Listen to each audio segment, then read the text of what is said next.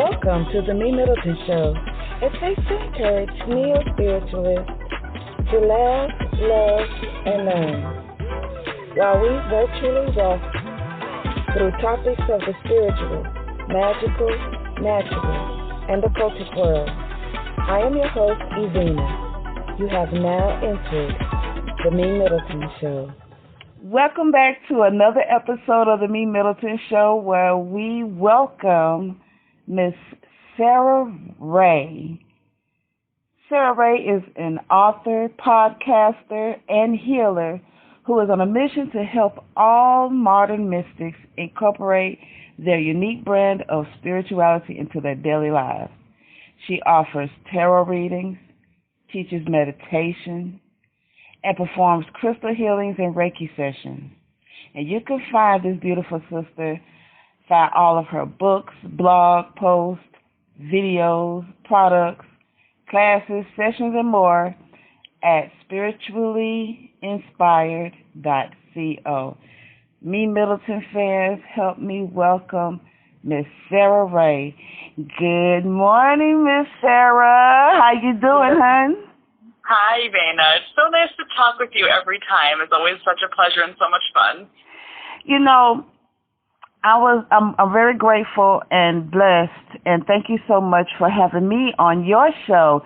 Wow. MeMyddleton fans, please check out Spiritually Inspired. She comes with such grace and beauty. She speaks with such dignity and grace. And you know, over here in the MeMyddleton Show, we kind of raunchy sometimes, not filthy, but you know, my foul mouth. We get to it over here. But she speaks with such dignity and grace, and I love that. And even her pictures are so bright and beautiful and calming and lovely, and she is the same. But I know, don't get it twisted. Witches is as witches does. Don't get it twisted. I already know. Yeah, it's just a facade, really. No, that's genuinely you. I know that you're just a sweetheart, but you know, that's that other side. Right, exactly. Yeah, they don't want to mess with that. So. No. So, okay, Miss Sarah, I want to let everyone know that, first of all, we met on Clubhouse. Yeah, it was great. I love Clubhouse. I could spend all day on Clubhouse. Oh, my God. Clubhouse has become my drug, girl. Like, my husband comes home from work. He's a truck driver, so he's gone for like at least a day and a half. And he comes home, and I'm still on Clubhouse. I know. I often listen to Clubhouse while I'm at work in my cubicle, and people are, like, trying to talk to me, and I'm like, no. That's what the people listen to. Right. That's better people to listen to than you. What do you want? So, let's talk briefly about your spiritual beginnings. What are you doing practicing witchcraft when Christianity told you not to? Ooh. That's a great question. You know, I grew up going to a Lutheran church, and it never was really a bad experience. And I also kind of fell off of that a little bit. And then after my father died when I was 16, I decided to start going to a Catholic church because I had a friend, and his family kind of like took me under their wing, and they like brought me there and stuff. But it was really beautiful. And within the actual sermons in church, I never had a bad experience. And I was even baptized into the Catholic Church, and it's something that one of my grandmothers and I bonded over. So the not bad, but like the realizations didn't start happening until I went to college. And funnily enough, I took a class called Critical Reasoning 101. I started to realize like this was all not what the church was telling me. And I remember I found this really weird book that was like the truth about Christianity or something, and it all was really hard for me to read because I was still mourning the loss of my father, and it was like I went to the church because it was a comfort, and they like kept me close to him. But in reality, I was like, you know, I don't really believe in what this church actually believes in. I know there's a God because I've always had visitations, and I've always been connected with ghosts and that sort of thing, and that's never been a strange thing for me. So I knew that there was more than what we see here, but I just realized slowly over time in college that Christianity was not what it was for me. And then I started meeting some really horrible human beings that called themselves Christian and that were trying to do the converting thing and trying to push their beliefs on to you and that sort of thing. I'm like, that's just not to me what spirituality is. And I'm sure you've heard other Christian people say this before, or maybe past old Christian people that don't consider themselves Christian anymore. But to me, an actual all-loving God wouldn't segregate people the way that modern Catholic churches try to segregate people. Like, if you made me in your image, why would you make me in a way that you would hate me? Like, that doesn't make sense to me. So, exactly. Right. Yeah. That's a realization that I realized a lot of people have had, which is fantastic. Because then we can start digging into, like, the reason why the Catholic Church is the way that it is today. It's a whole, misogynistic mess. I mean, we won't get into that right now. But I just realized that, that's not what I want my spirituality to be. And around that time is when I discovered crystals. By discovering, I walked into a shop and realized how amazing they are. And so I kind of started developing from there. And I also was reading a lot of books about meditation and Buddhism and all these things. And my mom is a witch as well, so she was teaching me a lot. She was also telling me about different visitations that she's had throughout her life. And so that it kind of started going from there. But it wasn't until I, decided to get away from the Catholic Church that I really blossomed, I think. So, did you just say your mom's a witch too? Yes. So, I hope this don't come off wrong. Why did your mama bring you to church? Was it like to affront, like, oh, I gotta do this because what would everybody else think, or what was that? I think a little bit. She, I think, also has kind of blossomed a little bit since her children, my sisters, and I have gotten older. It was definitely the type of thing that you just always did. You know what I mean? Like, we didn't grow up in a super small town. We grew up in the north of the Twin Cities, so, not small at all. But it was definitely expected that you go to a certain church. And my grandmother her mom was not into church. Like, she would go and sit with us, but she didn't really want to be there. It was my other grandmother that was really hardcore about Catholicism. But, it just was what you did. She grew up in the 70s, and there really wasn't another option until, the only other option was to be, flower hippie person, which she totally was. Don't get me wrong. Okay. But, yeah, I think it was just something that was expected, and it was kind of the same thing where we always knew that there was a God and there was life beyond here, but we didn't have the means to express it in any other way. Okay, I can understand that. I look at my family and I look at my grandmother, and she was hardcore Christian. I'm my maternal grandmother, and actually both of them hardcore Christians. But I saw the witchiness.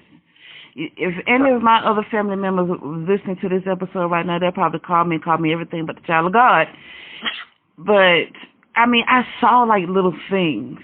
And even within Christian practice are witchy things, you know what I mean? Uh-huh. But it was just like certain specific things she'd do in the house that's magic. That's witchcraft. Like putting holy water on your hands and blessing the house and trying to banish demons or the devil up out your house. I'm like, yeah, that's some magic. It absolutely is. And I feel as though there's a lot of similarities, because obviously the natural religion, the first religion essentially was paganism, right? But they didn't call themselves pagans until the Christians called them pagans. And then we all know that a lot of modern religious beliefs stem from that point in history. And those are they didn't even call themselves witches, they just were. They just were religious with the world. So yeah, a lot of the Christian traditions are based in witchcraft, and everyone's starting to bring Christmas trees into their house. That is a pagan thing, even though it didn't start out as a tree. It was actually just starting off as branches. But that has roots in paganism, and all of the symbols come from not all of them, but a good amount of symbols come from Celtic gods and goddesses. There's All Saints Day exists because they were trying to outshine Samhain, which obviously didn't work. So, yeah. Right. Yeah.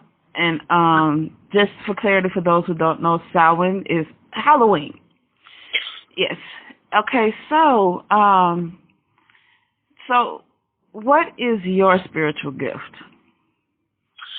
I would say that my spiritual gift, my biggest one, is probably clairaudience, where I can hear angels and the dead on the other side talk to me a lot. I also, I guess energy healing. I don't know. I feel like that's, I hesitate to call crystal healing and Reiki a gift because anyone can do it. And, that's the same with all psychic skills. Anyone can do it, but I think that my strengths are definitely in clairaudience and energy work and working with crystals specifically. But how did you know that was your thing? How did that develop, and how did that make you feel? What was your experience like when you first figured out that you can do that? Yeah, well, my clairaudience skills were always there, even though I didn't always recognize them. It developed because I started to realize that the voices because there's, okay, back up a little bit. The internal dialogue that we all have, right? It seems as though it's in our own voice, right? It's kind of a weird way to explain it, but the voice in our head is our own voice, but it's not all the time. And that's when I started to realize that, not all the words in my head are actually my own. And even though it sounds like me sometimes, it's not. Sometimes it didn't. Sometimes it was clear that it was another voice talking. But once I realized that not all the words in my head belonged to me, was when I was like, oh, that's interesting. I should explore that a little bit more. And I just was really drawn to crystals. They're really beautiful. I love having tangible spiritual things. Reiki is the most incredible thing in the world, but it's not tangible the way crystals are. Right. And that helps me personally a lot. Even though I really believe in Reiki and I know it works, and I don't need to be convinced of that sort of thing, but I can look at a crystal and I can hold it in my hand and I can physically work with it. So that helps me a lot. So I was just really drawn to that aspect of the spiritual healing. And I think it made me feel like I was validated. You know what I mean? Because I always knew that there was more, and I always knew that there were things that were not openly discussed. It's a lot different now, even from 15 years ago. It's a lot different now. But back when I was a kid, things were not openly discussed. This information wasn't easy to find. I can't imagine how hard it must have been for people 40 years ago who wanted to learn about this sort of thing, how the hoops that they had to jump through to find these things. So it made me feel validated because I always knew. And then I discovered that I was essentially right. When I started hearing things, I thought I was going crazy. That's pretty common. There's this saying, from my father, he would say, "Who y'all about to run me to Milledgeville?" And Milledgeville is a city in Georgia where I think either the state's largest or the country's largest mental institution. And my father would say, "Y'all about to run me to Milledgeville," because it was driving him crazy. And I thought that I was going to end up there because of the voices in my head. And in African tradition, your voice that you hear, it's, in Ifa specifically, they say it is your Ori, which is basically your twin that has the same voice as you. And they, basically you're a spiritual guide, right, that is guiding you. Huh? Like your higher self. Exactly. That's exactly who that is. It's your higher self.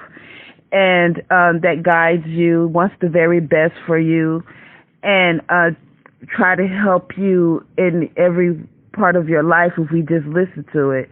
But then there's those other voices that's not yours that were like, okay, what is happening? But it could be a variety of different things, and more than likely it's a spirit. It could be somebody's ancestor, or it could be some other entity.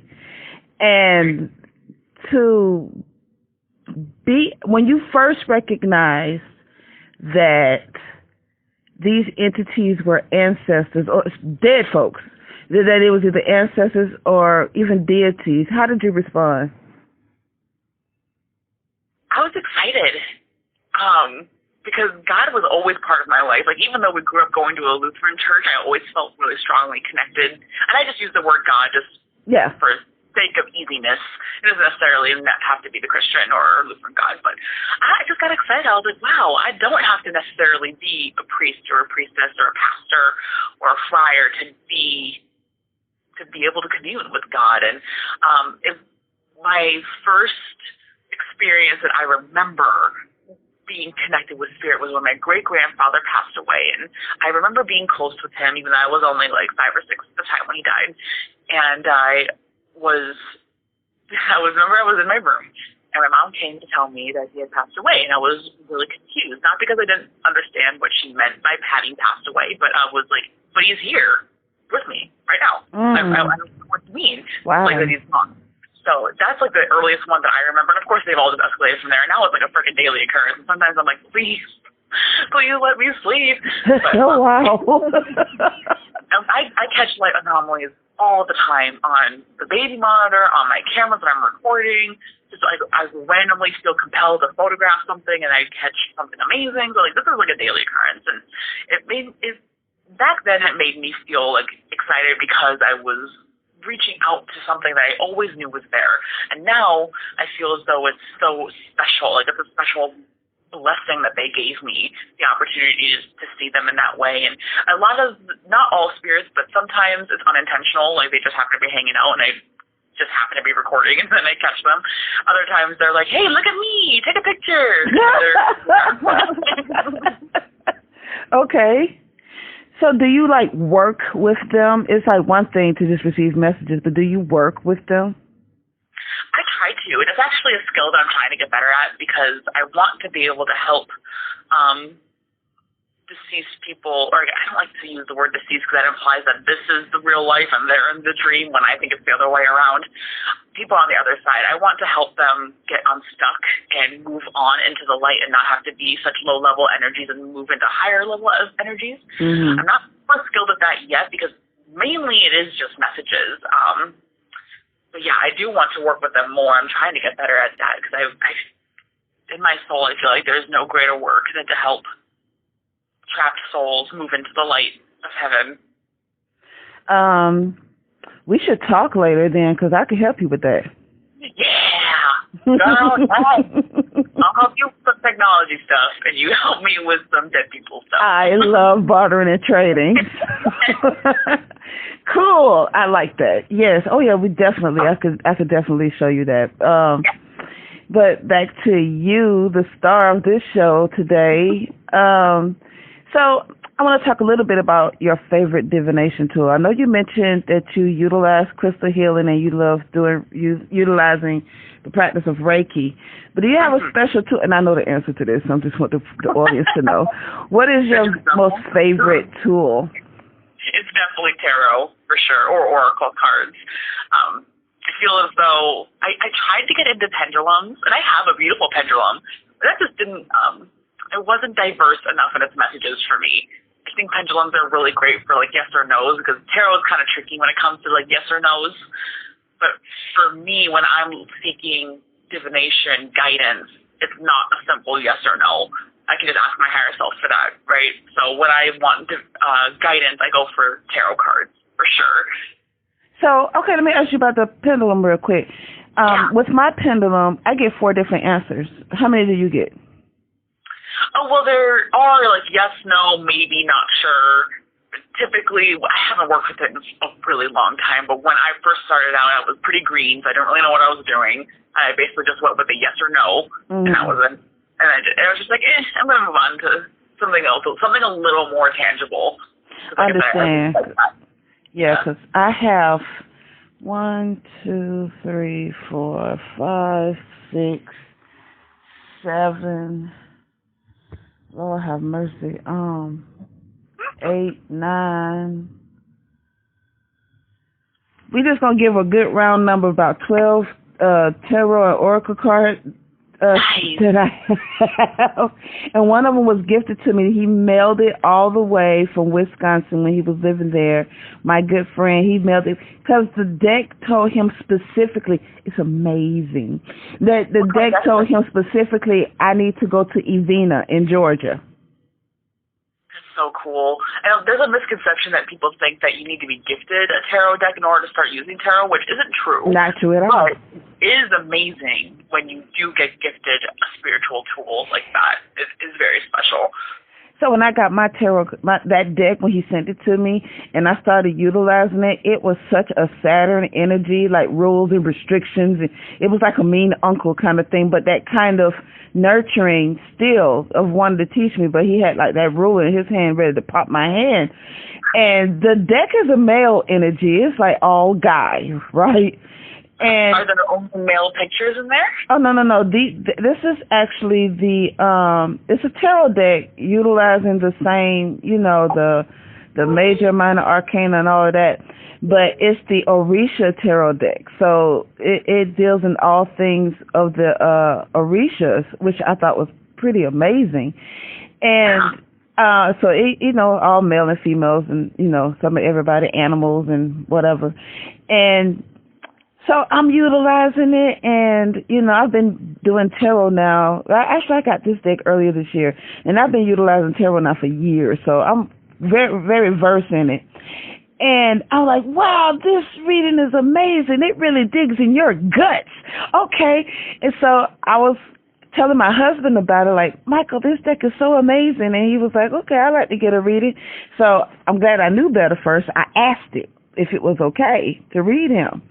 And in the cards, it basically told me, hell no, we didn't come here for anybody but you. Interesting. So when you do readings for other people, you must use a different deck. Oh, yeah, I better. Interesting, yeah. Yeah, but that deck, oh, no, ma'am, nay, I have to use that for me. I have a few crystals that are like that. Really? That, they really don't want to be around other, or I'm not one where I'm like not going to let you touch my spiritual tools. If you feel drawn to touch them, I want you to touch them. But there are a couple of crystals that I know are like, no, we've bonded. Right. We take on mama. And that really means something. Like that is for a specific reason, and that reason could be, a universe of things.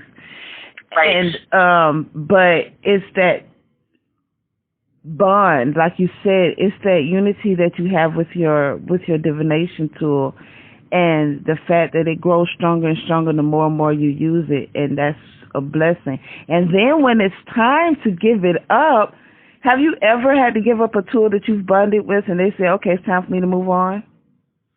I've had plenty of crystals break, which is always devastating. And in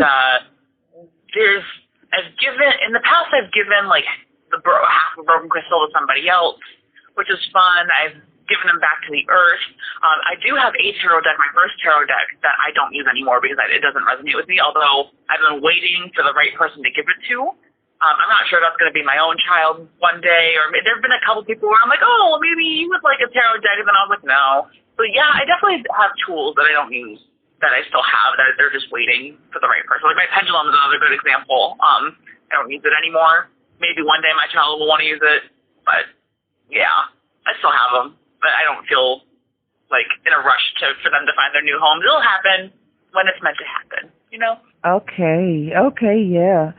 All right, so now I want to get into, I know what you are masterful at, and that subject is meditation. Oh, thanks. Yeah. Oh, yeah. So what is it? What is this meditation thing, and why is it important? It is the answer to all of your problems. Yes. Like, genuinely, though, I truly believe there is not a soul on earth that would not benefit from meditation. There's all different kinds of meditation, and you can find one that works best for you, but it's a necessity. I would go as far as to say that every single human needs the skill of being present. And that's really all meditation is. It's just learning to be fully here and now. I know one of your questions was, is it ever possible to really quiet your mind and turn off the thoughts? And the answer to that is no. And to extend that answer is you don't want that anyway. It's not meant to be that way. So I was thinking about this earlier, how I wanted to phrase this. So in a lot of meditation, we often say, like when I teach meditation to my students, I go, okay, so quiet your mind. That's like the phrase I tend to gravitate toward. But it often gets misinterpreted as turn off your mind. But that's not what it is. It simply is no longer giving the attention to your talking, thinking mind that you normally give it. So eventually your thoughts will quiet down, but they never go away, right? And the whole purpose of meditation, what meditation is observing your thoughts, but not being active in your thoughts. I like to provide the metaphor of the thought train, right? We've all heard of that before, your train of thought. Your thoughts are like actually on a train scrolling through your mind like a marquee, and you're just not on it. You're standing 50 feet away from the tracks watching them flow by.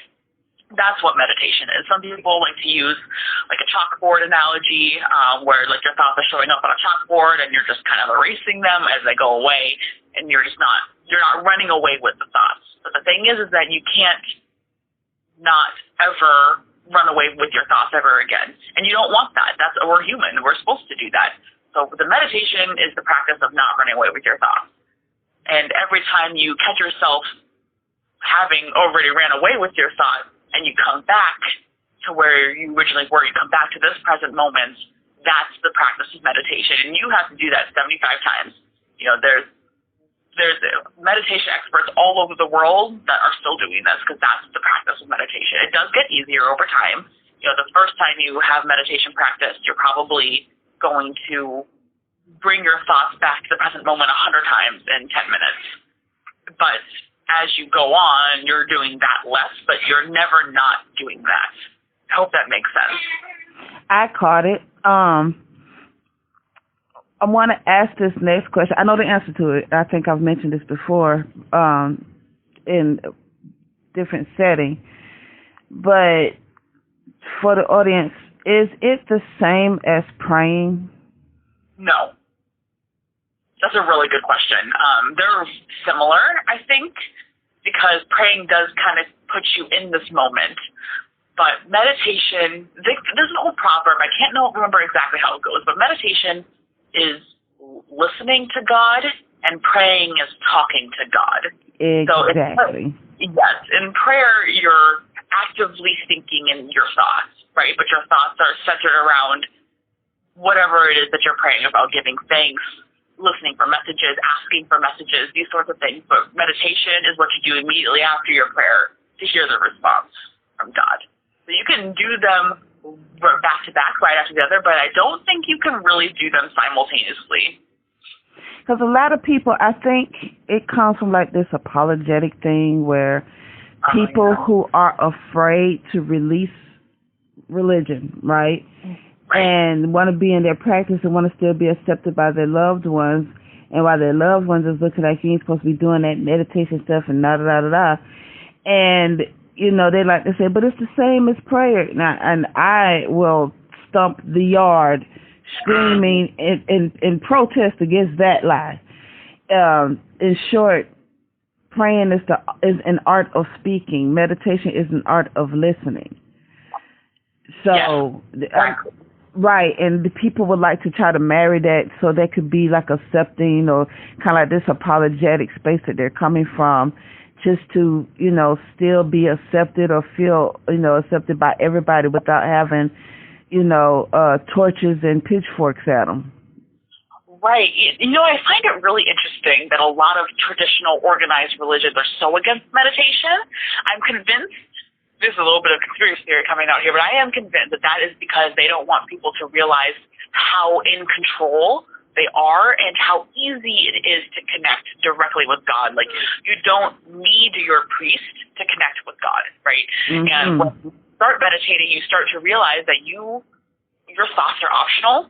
And when that's the most empowering thing, really, is that realizing that your thoughts are optional.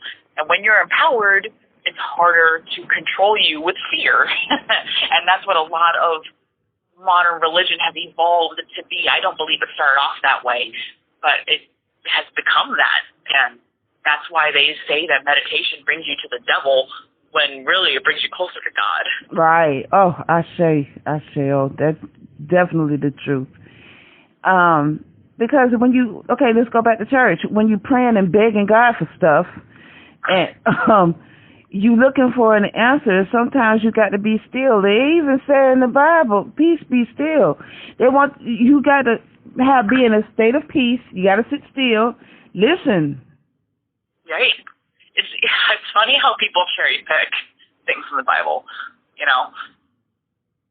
But that is in the Bible where you have to be still and listen, and that is what meditation is. But because the word meditation has Eastern roots, it's not the same thing, even though it is. Is that right?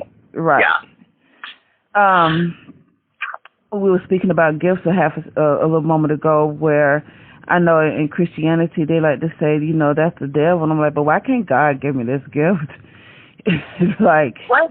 Why would you let the devil? Why would God let the devil curse the child that ain't did nothing to nobody? And then now we have these terrific gifts to help the world, and now we're deemed bad people all of a sudden. I just thought that's interesting how the very things that they do, when we do it outside of the name of Christianity or whatever religion, is all of a sudden of the devil. Ain't nobody else in the middle. It's just God or the devil. Then. Yeah, that's so true. And you know, the devil archetype in the tarot isn't a bad thing. It's the not. The devil represents your ego mind, and your ego mind is afraid. So the devil is inherently bad in the tarot, which is such a crazy realization for people who have had that pounded into them. I think it's because there's this idea of hell, when hell is not at all what people think it is. Like, oh, you're either on the earth plane or you're in the spiritual plane. There's different vibrational levels of the spiritual plane, and the, quote, lower vibration is what is perceived as hell, right? But it's not. It's first off, it's not that as bad as the Christian church wants you to believe it is. And also, you're there of your own doing, and you could at any moment leave. So even if you do end up going to, air quotes, hell, you can leave at any time.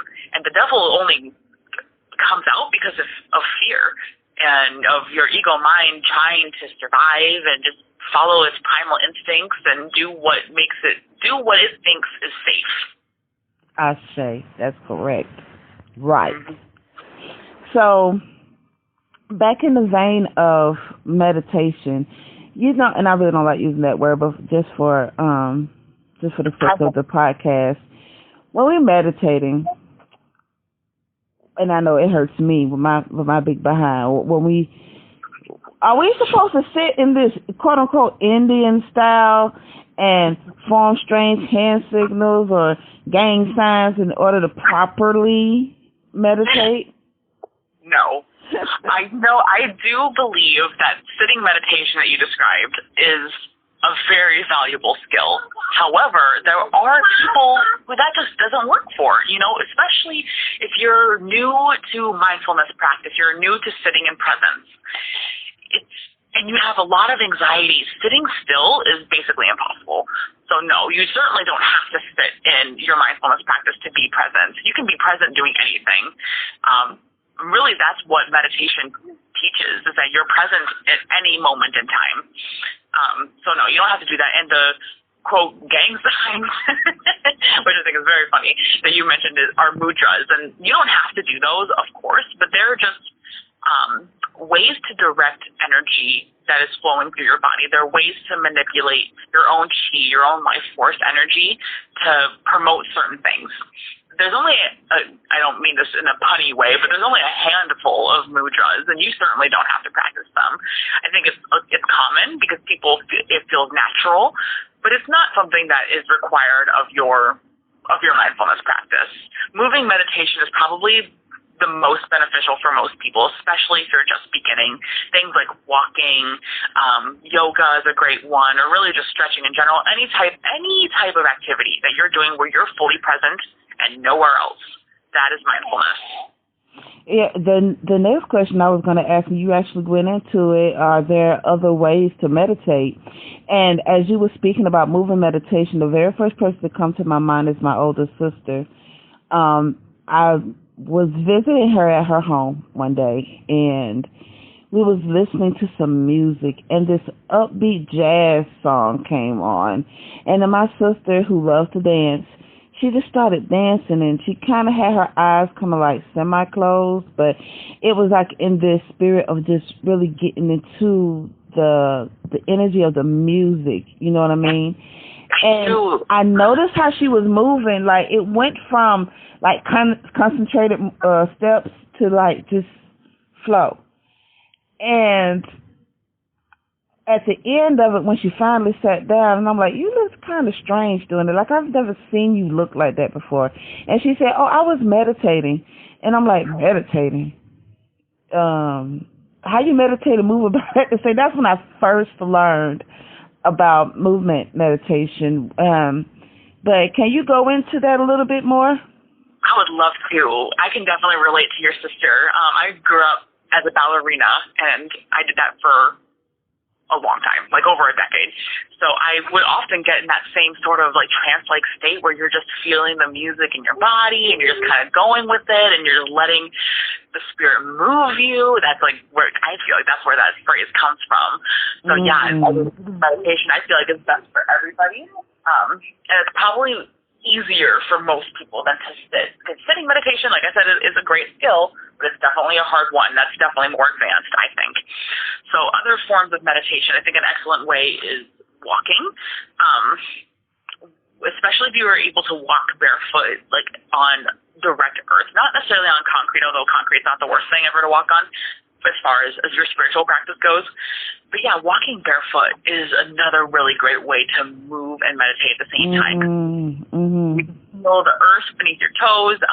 Your energy is grounding into the earth. You have free electrons that are moving through the earth, are going up into your body, which is changing your energy field. And music in general, kind of to circle back to that, is another fantastic way to meditate. You can either make the music, or you can sing, or you can play the music and dance to it. That is just a fantastic way to meditate. What else is there? Reading. Reading is another form of meditation. I don't know about you, but if you ever I often get like lost in my novels when I'm really into them, and I'm like nowhere else but that book right there. That is a form of meditation. Meditation is simply just being right here, right now, and nowhere else. So whatever form that takes for you, that's what it is. That's what meditation is. It's not getting caught up in the thought of tomorrow or of yesterday or of ideas. Like, there's a time and a place for all those thoughts. I never thought of reading as a form of meditation. That's interesting. And you are like in the present of whatever it is that you're reading. When I read, it could be whatever. It could be anything from mystery, sex novels, self-help, but when it's talking, I put myself in whatever they're speaking about, or I can, have those images in my mind of whatever is, being read about. And I'm in that moment, whatever that is, whether it's I'm in a fantasy world or in somebody's bedroom or working on whatever personal development technique, I'm in that moment. I never thought about it in that way. Huh. I realized that recently when I started becoming obsessed with audiobooks, that I would have to stop everything I was doing so I could just fully be in the audiobook. And yeah, reading is something that people don't realize that is a form of meditation. It doesn't get talked about a lot. And kind of extending off of that, painting or any type of art creating is another form of meditation. We hear about that more often because artists will talk about that. What else? Anything, really. You're doing the dishes is one people talk about a lot, kind of meditating while you're doing the dishes, or any type of cleaning. Showering is another great time, or in the tub, because then you can kind of visualize the water is also cleansing your energy field while you're also just kind of in the present moment. Yeah, there's lots of different ways. And truly, your whole life can be nothing but meditation. As long as you're here, right now, and nowhere else. So have you seen the movie, Lord, I forgot the name of the movie, and it's my favorite so far. Pixar, one of those animated movies. Soul? Thank you. Oh, I knew it was a one-word thing, and I'm over here struggling. But, yeah, so you know what I'm referring to, where there was this, part in the spirit realm where it's a space where the physical humans connect to the spiritual world while they're in the midst of whatever it is that they enjoy, that put them in a state that they in the zone. Right. Yes. I loved that. That was such a beautiful personification. Right. Yeah. Mm-hmm. That was a great illustration of that. I love that. You know, kind of, since we're a little on this topic, I feel the same way about the other Pixar movie called Inside Out, where there's like it's a personification of all the emotions that we have inside of our brain, and how they're like kind of leading all of our decisions, and how each person has a different, quote, leading emotion. That's not necessarily about meditation, but I just think that's another really fantastic personification of what is going on inside of our minds. And you know what? Every time I see that on Netflix, I'll be like, "Oh, I want to watch it," but now that's not what I'm looking for. And every time I see that, I think it might be spirit trying to tell me something. But every time I see that, it's like that's not what I'm looking for. But I'm looking for like something else to watch. But maybe next time I go, you saying it now, it's like, okay, now I got something to watch tonight. Inside Out is such a cute movie. It's hilarious. It's beautiful to look at. It's profound in its message, really. I love movies. That could be a whole podcast show that I will do one day, is like the spiritual meaning of movies. But if you want to talk about a spiritual movie that is meant to be spiritual, Life of Pi is the one you have to watch. What an incredible, moving, touching movie that is. I swear I thought you was going to say Coco, but the Life of Pi. Coco too. The Life of Pi. Is that movie with the guy stuck in the water with the tiger? Yes. Yes. I've heard about it, and I said I want to see that. I got to see that. I know I have to see that. I haven't seen it yet.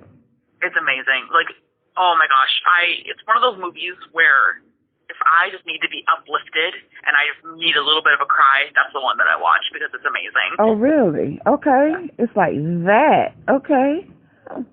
It's weird because the character Pi goes through so much. Like, obviously he's on a lifeboat with Tiger, but he goes through so much before that and after, and yet he still is made of like just pure love and light, and God still speaks to him. And it's incredible. Definitely need to watch it. Okay, now I got something else to watch tomorrow night. Okay, got my viewing pleasures lined up. Thank you, sis. I appreciate that one. So I guess my next question is, do you have a favorite form of meditation, you personally? Yeah, I would say yoga is my favorite.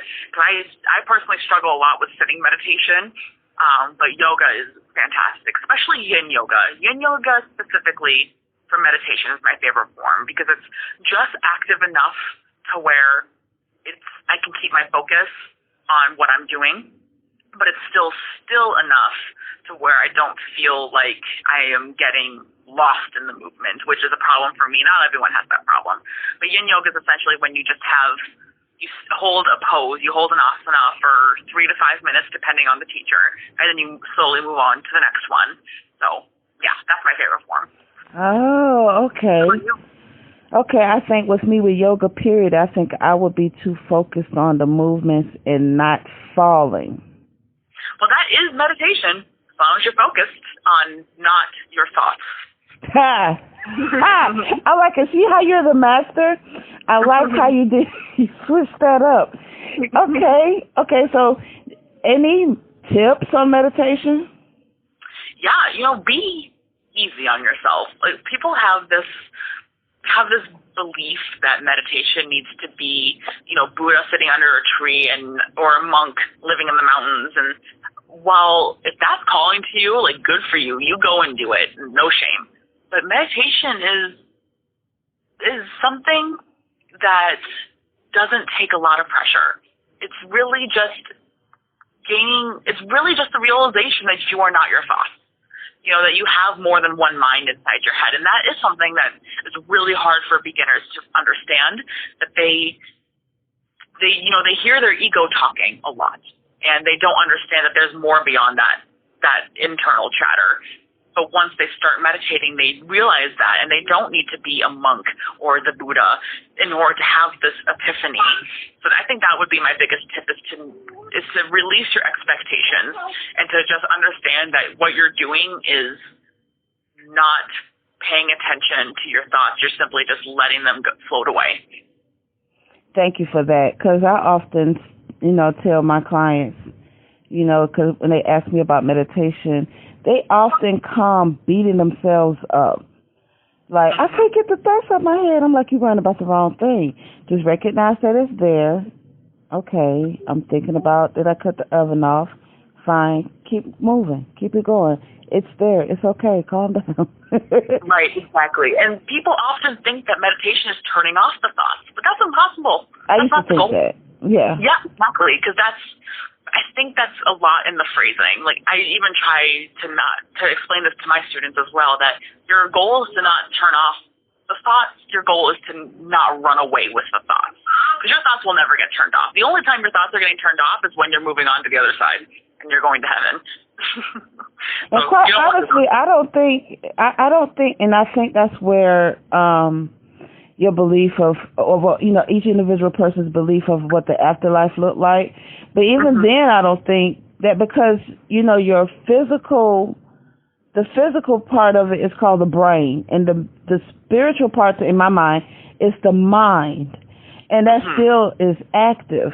And I know, and in a lot of traditions, various traditions, not just African traditions, and so many different other traditions, we venerate our ancestors. And they're thinking and, having mental flows and everything is happening. And they're on the other side of life. So then I don't think that thing ever cuts off. And it's an energy, and you can never destroy energy. It transfers from one place to another.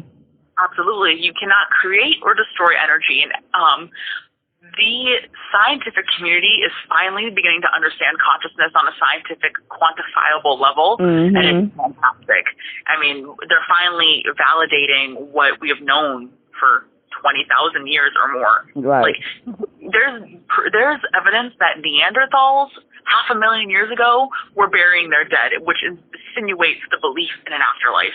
So this is something that is in our DNA, and it has evolved with us, and we have always believed that consciousness continues on, which is why once you start practicing meditation, you begin to remember what you've always known, which is what you want to thought. Ooh, that was powerful. Oh. Thanks. No, really, because people really don't understand that, because they just think the way it's portrayed, meditation is just this little random, little small, whatever, meditation. I do it for a minute, and because I'm busy, I got this to do, da-da-da-da. And the power of sitting still, and when you actually receive those messages, and it becomes annoying. Like, I knew that, but you was just taught something, but that was something you already knew. Exactly, and it's something that you just forgot that you knew because you were distracted by your thoughts. And there's nothing, I don't want to demonize the ego mind and the thoughts, because without it, we wouldn't be here. And, that's very much the devil tarot card. Without our thoughts, we wouldn't be here, right? Okay. Without the devil, we wouldn't be here. But there's so much more. There's so much more. Yeah, I guess without the devil, period, what would God be? Because he's only really popular because there's this make-believe adversary, right? Exactly. Absolutely. Oh, wow, that is so awesome. That is and powerful. Thank you for saying that. I believe that every living being possesses a special spiritual gift. Want to discover, develop, and maintain your spiritual gift? Send an email to MeMyddleton@gmail.com, and you'll receive a link on how to register for the Discover Your Spiritual Gifts workshop, where I will show you your individual special gift that was tailored just for you, and how to develop and maintain that gift. Wasn't that fun? Did you learn anything? Did this episode stir up any questions, suggestions, or concerns? Send them over to help.ev.com or email me at MeMyddleton@gmail.com, and I will respond as soon as possible, and it will be greatly appreciated. Did you know that we have bonus content? To get a hold of these next level episodes, become a patron $5 or more will get you a shout out on the next episode. $10 a month or more will get you a shout out on the next episode and access to Patreon-only bonus content. $20 a month or more will get you a shout out, access to Patreon-only bonus content, and you can determine a topic for the next show. $50 a month or more will get you everything I just mentioned, plus a 60-second sponsorship of your product or service read by me. So go get the bonus content by clicking on the link in the description. Get it now, right now. Be sure to follow and subscribe to the MeMyddleton Show on your favorite podcasting app and on YouTube. Remember to click the notification bell to be notified of all uploaded episodes. And subscribe on YouTube. And remember, proper prior planning perfectly promotes persistent productivity and proud prestige performances. Now, go out there, be creative, and perform. Until next time.